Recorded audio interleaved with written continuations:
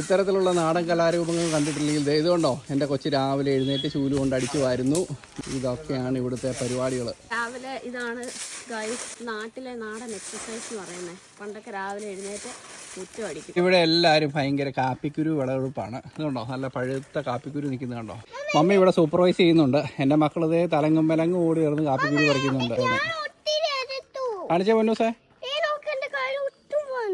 ആണോ?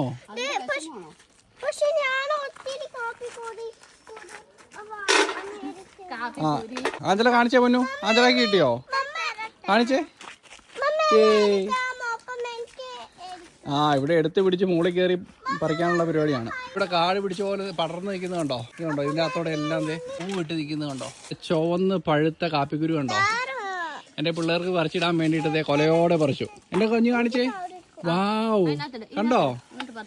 അതെ ആ ബക്കറ്റിലേക്ക് എല്ലാവരും പറിച്ചിട്ടോ കേട്ടോ ഗൈസ്. ഇതിലൂടെ എല്ലാം കാപ്പിക്കുരു, ജാതി, ആവ്, തെങ്ങ്, കമുക് എല്ലാ സാധനവും ഉണ്ട്. കൊക്കോ ഉണ്ട് കേട്ടോ.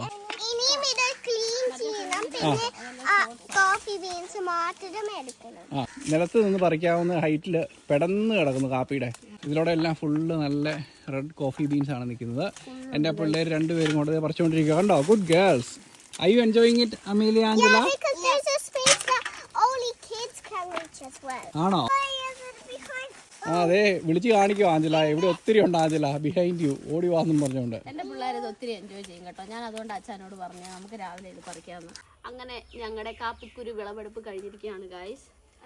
നമുക്ക് കൈ എത്തുന്നിടത്തൊക്കെ നമ്മൾ പറിച്ചുള്ളൂ. ഇപ്പം 2 ബക്കറ്റ് കാപ്പിക്കുരു ഞങ്ങൾക്ക് കിട്ടി. ഭാരമുണ്ട് ഇത്. പക്ഷെ ഉണങ്ങുമ്പോൾ ഇത് കുറയും അല്ലേ? ഉണങ്ങുമ്പോൾ വെയിറ്റ് കുറയും. അപ്പം ഞങ്ങൾ ഇനി മുകളിലൊക്കെ നിൽപ്പുണ്ട്. അവിടെ നിന്ന് ഞങ്ങൾക്ക് എത്തത്തില്ല. അതുകൊണ്ട് ഞങ്ങൾ സംഭവം നിർത്തിയല്ലേ. നല്ല ഫ്രഷ് അടിപൊളി കാപ്പിക്കുരുവാണിത്. ഇത് കഴുകണമെന്നൊന്നും എനിക്കറിയത്തില്ല. ഇനി എല്ലാം പപ്പയുടെ പരിപാടിയാണ്. പപ്പയോട് ചോദിക്കണം. പപ്പ ഉണക്കി എടുക്കുമായിരിക്കും അല്ലേ അച്ഛാ? അപ്പൊ നമ്മുടെ വിളവെടുപ്പ് ഇതായിരുന്നു അല്ലേ അമേലിയ? Nice experience.